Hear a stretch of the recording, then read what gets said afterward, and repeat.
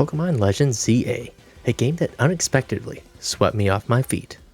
Hi, I'm Guard Champion, and I don't cover Pokemon content anymore, but I am a firm believer in making content that you are more passionate about because it'll lead to a higher quality video as well as a more genuine one. I've slowed down lately on long form content due to fatherly duties, but also because I've been staying up late in the darkest of night playing Pokemon Legends ZA instead of video production. If this is not your cup of tea, that's fine. I will be back to Demon Slayer content after this video, so before you head out, feel free to leave a like, I'd appreciate it. As release date of this game was approaching, I found myself not interested for some reason. I wasn't sure if it was because I was still living off the hype of the Demon Slayer movie and making content about it, going through the stresses of parenting. I don't know what it was, but I just was not excited. So I reached out to my Discord for some persuasion, but what led me to being excited was the leaks of the megas. I have not missed a midnight release for these games since I started doing it in X and Y, so I'm glad I ended up downloading it and playing it at midnight when it dropped. The second I started playing, I was blown away. The graphics and performance was great, and I'm playing on the base Switch console. So it was a great first impression seeing the impressive visuals, but as a forever Pokemon player, I knew that there was going to be a very long hand-holding experience awaiting. It was just a matter of being able to stay awake long enough to get through it so I can actually start enjoying it. Me being in my early 30s with a kid, yeah, I'm tired AF, and staying up late will affect me for days. So after the first night, I got through about the first hour and a half of hand-holding, and I was ready for the rest of my adventure to be a little bit more free.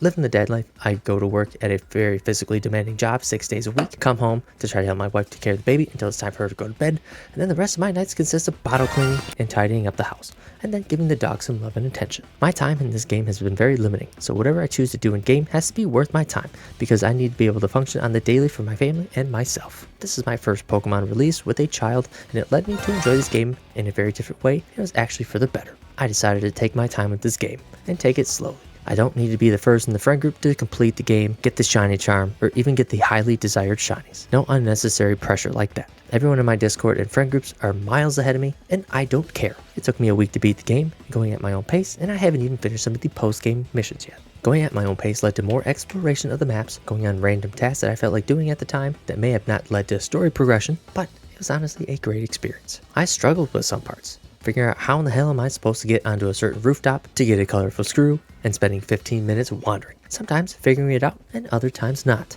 I did not look up a bunch of how-to videos to help me progress.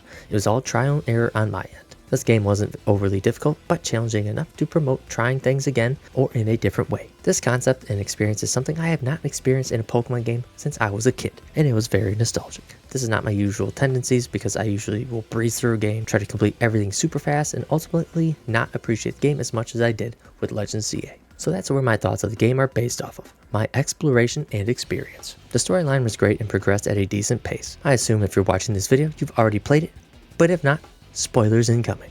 You start with the climbing the ranks arc, rogue megas, working with the mob, becoming top rank, fighting Team Flare, and then shutting down the machine that will destroy Lumio. All great arcs, with my favorite being working with Corbeau, which leads me to characters. These characters were top tier in this game. My favorites were Corbeau and Canary. Canary being my absolute favorite, and honestly, overtaking Iono. She had way more personality than Iono and appeared more frequently, so you had more time to grow a bond and enjoy the character. Only characters I found annoying were the Team MZ characters. Hot take probably, but they weren't as interesting to me and often annoyed me, having to go to all these stupid ass meetings and interact with them as much as you had to. Continuing the hot takes, I'm kinda glad that they made it a serious challenge to obtain these shiny charms. The 1000 battles required, on top of all of Mabel's other tasks, give the game longevity and makes it more rewarding when you tackle it with methods other than the cafe battles. Speaking of shinies as well, I think this game completely devalues shiny Pokemon as a whole. Shinies are meant to be a rare variant of a Pokemon. This is not the first title to do this. It all really started in the previous Legends game. The OG games used to be 1 in 8,000. Then midway into the series, it was about 1 in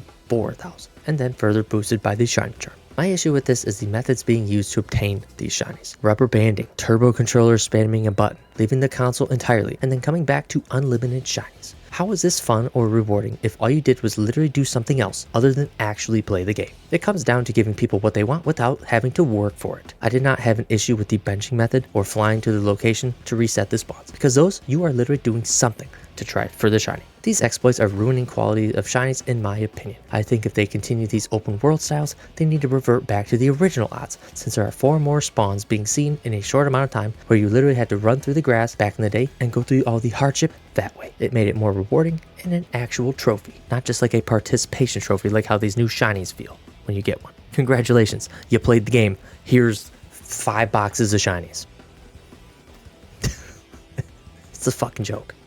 If you are one that uses these exploits as I call them, I'm not judging or trying to shame you. We all will inevitably play the game in the ways that make you happiest, and that's how it should be. Hell, even I tried some of these exploits. For me, I like to feel like I worked and earned my shiny, with the occasional fun and random encountered ones too. Changing pace a bit, I love that they brought back the Shinies.